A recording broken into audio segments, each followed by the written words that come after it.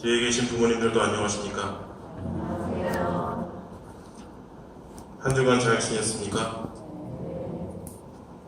굉장히 더웠죠? 이번 주는 더 덥다는데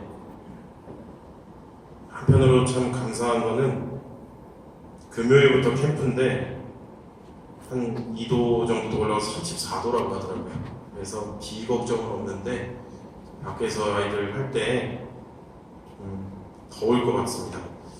오늘 특별히 우리는 방학 미사를 드리고 있는데, 물론 여러분들 우리 친구들 학교는 방학을 아직 하지 않았지만 오늘부터 주일학교는 방학입니다. 물론 교리는 방학을 하지만 미사는 그대로 있으니 앞으로도 계속 저녁 미사 때에 친구들 함께 보도록 하겠습니다. 특별히 오늘은 농민주일입니다. 이 더운 여름에도 우리 먹거리를 위해서 땀방울을 흘리시는 농민분들을 기억하는 날입니다. 오늘은 이 농사짓는 분들에게 제가 배웠던 것을 나누고자 하는데, 예전에 한 5년 전쯤에 제가 시골로 파견을 나가서 농사일을 도와드리며 지냈던 적이 있었습니다. 그때도 이제 장마가 끝난, 요즘같이 장마가 끝난 더운 여름이었는데 어떤 형제님의 상추밭에 가서 일한 적이 있었어요. 그런데 몇 주 동안 물을 안 주었다는 거예요, 형제님이. 그래서 제가 물었습니다. 왜요? 이렇게 물었는데 대답은 이랬습니다. 식물도 작물도 버릇이 들기 때문입니다. 물을 몇 달째 안 마셔도 사는데 물을 주지 않으면 자신 스스로가 뿌리를 깊게 내리고 물을 찾기 때문입니다. 실제로 나중에 보면 오히려 물을 주지 않고 이렇게 놔두었던 것들이 뿌리가 더 강하고 상추들이 더 튼튼하다는 말씀을 해주셨습니다. 예수님께서 우리에게 하신 말씀 중에도 나의 아버지는 농부이시다라는 말씀이 있죠. 마치 농부가 작물을 가꾸듯 하느님께서도 그런 마음으로 우리를 기르신다는 생각을 할 때가 있습니다. 화분에 심긴 꽃을 한번 머릿속에 생각해 보시길 바랍니다.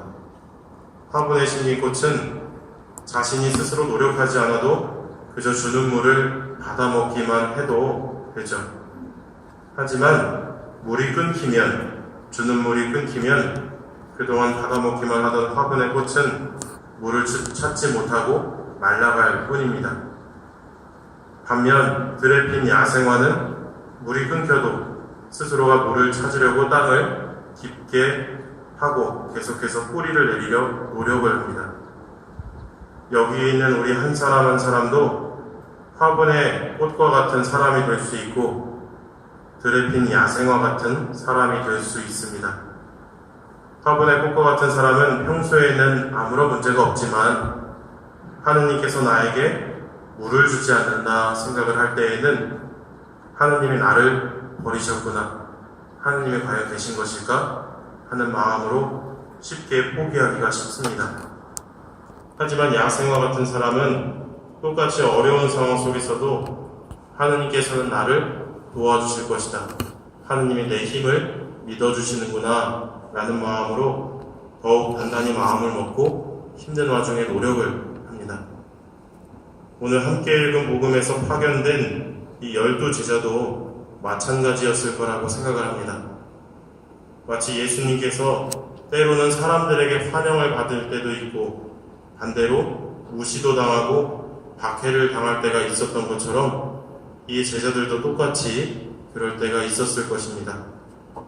그런데 여기서 중요한 것은 일이 성공했는지 실패했는지가 아니라 나를 믿고 당신이 필요한 곳에 보내주시는 그분의 신뢰 안에서 내가 꿋꿋이 걸어가는 것입니다. 그저 예수님을 그동안 따라다니던 제자들이 스스로 발걸음을 옮겨서 다니던 사도가 될 수 있었던 것은 멋진 겉모습이나 특별한 개개인의 능력이 아니라 예수님이 나를 믿어주신다는 것을 느끼는 데서 비롯된 것입니다. 우리가 예수님을 믿는다는 것이 다른 어떤 것이 아니라 하느님께서 나를 믿어주신다. 그분께서는 언제나 나를 좋게 보아주신다.